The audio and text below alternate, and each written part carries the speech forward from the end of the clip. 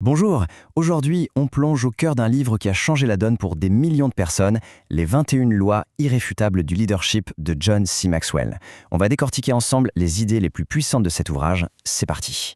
Maxwell commence avec cette idée qui est vraiment le cœur de toute sa philosophie.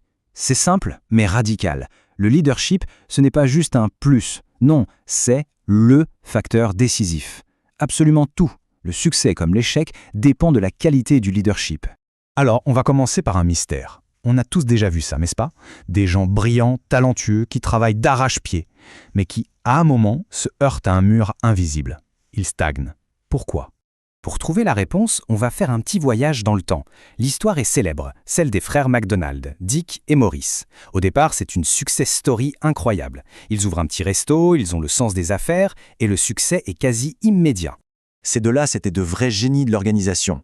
Leur invention, le Speedy Service System, c'était une révolution. Imaginez une chaîne de montage, mais pour faire des burgers en un temps record. Efficacité maximale, ils deviennent riches, bref, des managers parfaits. Et pourtant, au moment de passer à la vitesse supérieure, de franchiser leur concept génial, eh bien c'est l'échec. La question est pourquoi? Le produit était bon, le système était parfait, le problème n'était pas là.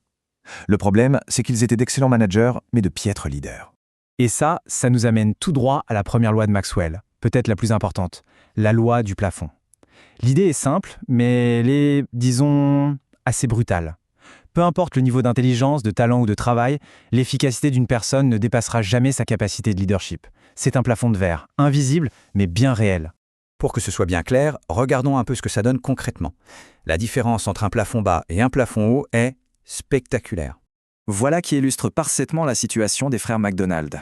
Leur envie de réussir, énorme. On pourrait la noter à 8 sur 10. Mais leur niveau de leadership, tout petit, à peine 1 sur 10. Résultat, leur efficacité réelle est bloquée à 1. Tout leur potentiel est bridé par ce fameux plafond. Maintenant, regardons ce qui se passe si on travaille sur ce plafond. L'envie de réussir est toujours la même, à 8, mais si on fait monter la capacité de leadership à 6, eh bien, l'efficacité grimpe en flèche et atteint 6 elle aussi. On voit bien que la clé, ce n'est pas de travailler plus dur, mais de relever son niveau de leadership. Et c'est là que ça devient vraiment impressionnant.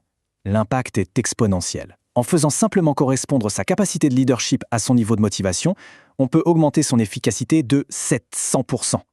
C'est énorme. C'est toute la différence entre le petit resto des frères McDonald et l'empire mondial qu'a bâti Ray Kroc, qui, lui, avait un plafond de leadership très très élevé. Bon, ok, le leadership c'est la clé, on a compris. Mais au fond, c'est quoi exactement? On a vu son importance, maintenant on va s'attaquer à sa véritable définition. C'est la question fondamentale, parce qu'on a tendance à tout mélanger. On voit un titre sur une carte de visite, directeur, manager, et on se dit, c'est un leader. Mais en réalité, c'est beaucoup plus subtil que ça. La réponse de Maxwell est limpide, c'est la loi de l'influence. Le leadership, dans sa forme la plus pure, c'est la capacité à influencer son entourage. Rien de plus, rien de moins. L'exemple parfait, c'est la princesse Diana. Même quand elle a perdu son titre royal, son influence, elle, n'a fait que grandir. Pourquoi? Parce que son leadership ne venait pas d'une position, mais de qui elle était. Du coup, on peut vite déconstruire 5 mythes très courants. Non, le leadership, ce n'est pas gérer des systèmes. Ce n'est pas être un bon vendeur. Ce n'est pas avoir plus de connaissances que les autres. Ce n'est pas être le premier à avoir une idée. Et surtout, ce n'est pas une position ou un titre. Un vrai leader, c'est simplement quelqu'un que les autres choisissent de suivre. D'accord, donc si le leadership, c'est cette compétence si cruciale, comment on fait pour l'acquérir? Est-ce que c'est inné ou est-ce que ça s'apprend? C'est ce qu'on va voir tout de suite. La réponse, c'est la loi du processus. Devenir un leader, c'est comme des intérêts composés en finance. Ce n'est pas un événement spectaculaire qui change tout. Ce sont les petits investissements qu'on fait chaque jour. Lire un livre, écouter un podcast, prendre le temps d'encourager quelqu'un, c'est la somme de ces petites actions quotidiennes qui, avec le temps, créent une croissance exponentielle. Prenez l'exemple de Theodore Roosevelt.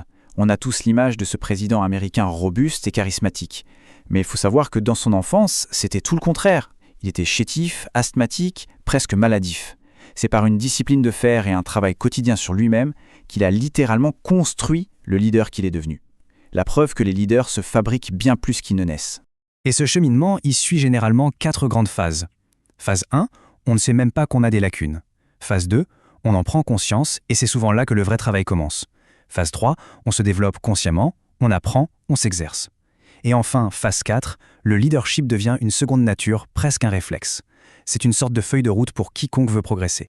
Alors pour finir, qu'est-ce qu'on peut retirer de tout ça pour son propre développement? Si on devait résumer en 3 points essentiels, ce serait ça. 1. La loi du plafond. Pour avoir plus d'impact, il faut élever son leadership. 2. La loi de l'influence. Le leadership, ça ne se décrète pas, ça se mérite. Et 3. La loi du processus. C'est un marathon, pas un sprint. C'est un engagement de tous les jours. On termine donc avec cette réflexion. Si le leadership est un processus, un voyage qui ne s'arrête jamais, alors la seule question qui compte vraiment est quelle est la prochaine petite étape dès aujourd'hui pour commencer à relever son propre plafond ?